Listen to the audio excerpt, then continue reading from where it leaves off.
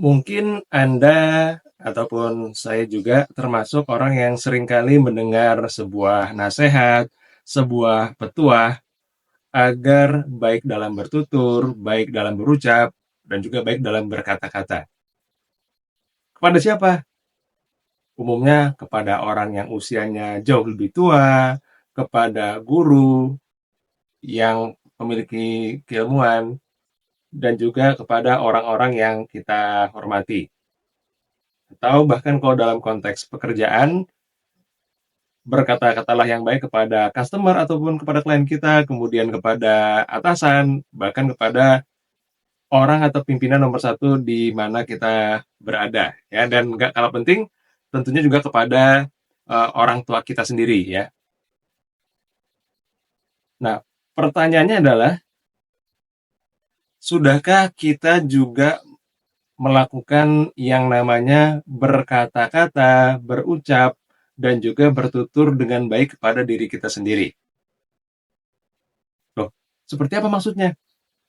Mungkin Anda pernah mendengar sebuah ungkapan atau sebuah konsep yang namanya self-talk atau berbicara kepada diri sendiri. Saya pertama kali mengenal istilah ini sewaktu belajar public speaking, di mana ini merupakan sebuah cara, sebuah metode atau sebuah pendekatan untuk bisa mengelola yang namanya emosi kita, mengelola yang namanya rasa gugup maupun rasa percaya diri kita, sehingga ketika kita sedang tampil, itu kita hanya gugup atau groginya di awal saja dan bahkan gak kelihatan, selebihnya kita bisa tampil dengan percaya diri. Ada juga ungkapan yang memperkuat berkatalah baik atau diam. Nah, hal ini tentunya juga berlaku sama. Berkata-katalah yang baik kepada diri sendiri dan sebisa mungkin, seoptimal mungkin, jauhi perkataan-perkataan atau kata-kata yang justru itu bisa melemahkan diri kita. Lawang kita aja dididik, diarahkan untuk tidak mudah menghardik orang lain, mencaci maki orang lain, tapi kadang-kadang kita sendiri lupa bahwa kita mengucapkan sebuah kalimat-kalimat atau kata-kata yang tidak memberdayakan kepada diri kita. Seperti apa? Aduh, bodoh bener saya ini. Atau yang lainnya adalah, aduh, payah nih saya nih. Nah, ada sebuah hal yang menarik yang saya juga dapatkan dari buku Atomic Habits ya, yang ditulis oleh James Clear. Di sini ternyata ada bagian tentang bagaimana yang namanya kata-kata itu ternyata bisa mengubah pandangan atau persepsi. Karena ternyata kata itu memiliki makna dan juga memiliki yang namanya rasa. Nah, kalau di buku yang ditulis oleh James Clear yang berjudul Atomic Habits ini, ada sebuah bagian yang kalimatnya gini. Kita seringkali bicara tentang segala sesuatu yang harus kita kerjakan pada hari tertentu.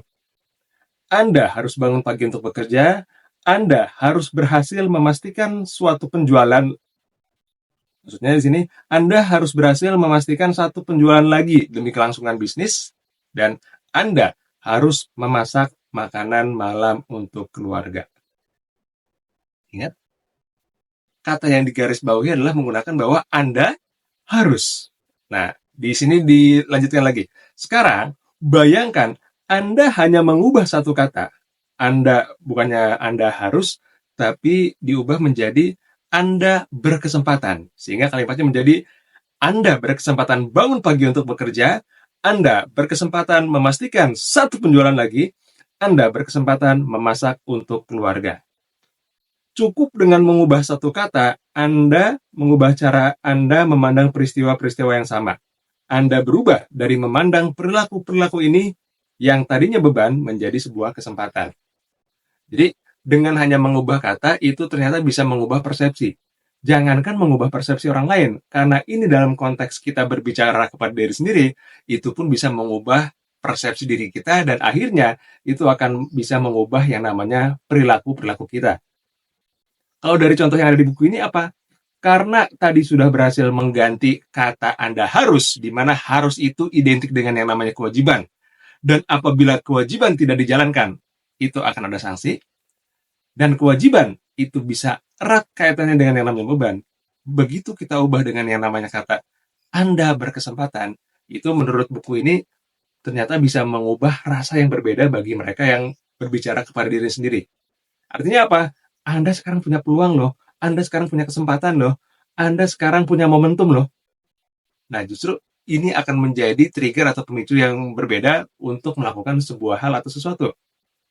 Faktanya sama, aktivitasnya sama, tapi ketika kita mengkonversi dengan perkataan-perkataan yang berbeda, itu akan menjadikan daya dorong kita pun berbeda. Nah, contoh lain, di sini juga disampaikan bahwa saya pernah mendengar cerita tentang seseorang yang memakai kursi roda. Ketika ditanya, apakah terkurung di kursi roda membuatnya merasa sulit? Ia menjawab, saya bukan terkurung di kursi roda ini. Ya, saya merasa terbebaskan oleh kursi roda ini. Kalau bukan karena kursi roda ini, saya akan tetap diranjang dan tak pernah bisa meninggalkan rumah. Perubahan perspektif ini mengubah total caranya menjalani hidup sehari-hari.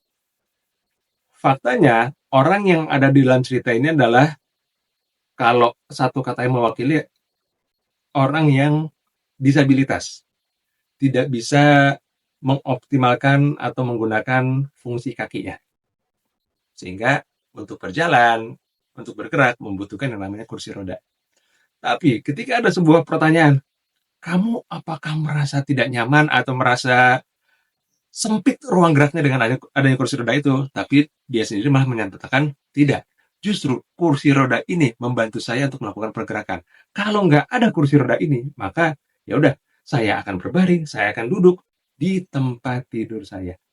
Dan ternyata kata-kata itu betul-betul memiliki yang namanya makna dan juga memiliki yang namanya rasa. Maka kalau kita punya prinsip, kita punya pendapat, punya pandangan untuk berhati-hati dalam berbicara dengan orang lain, agar orang lain pun bisa hati-hati ketika bicara dengan kita, yang perlu kita sadari adalah, nomor satu, sudahkah kita betul-betul menjaga perkataan yang memang ditujukan kepada diri kita sendiri? Sudahkah kita memilih pilihan kata yang tepat, yang itu bukan melemahkan tapi justru malah bisa memberdayakan diri kita, walaupun secara fakta, secara kenyataan, kita sedang berada dalam fase atau sedang menjalani yang namanya tantangan, di mana sama-sama kita tahu bahwa tantangan adalah merupakan etape atau bagian yang akan dijalani dalam kehidupan, karena setiap kita mau meraih atau mencapai sesuatu, boleh dikatakan akan ada hambatan-hambatan atau tantangan yang tujuannya lah untuk meneguhkan bahwa kita adalah orang yang betul-betul pantas untuk mencapai apa yang betul-betul kita tuju. Maka inilah yang dinamakan dengan reframing atau membingkai ulang. Faktanya sama, tapi kita bisa melihat dan menyampaikan dengan kata-kata yang lebih memperdayakan kepada diri kita sendiri. Terima kasih, selamat bertumbuh dan sukses selalu untuk Anda semuanya.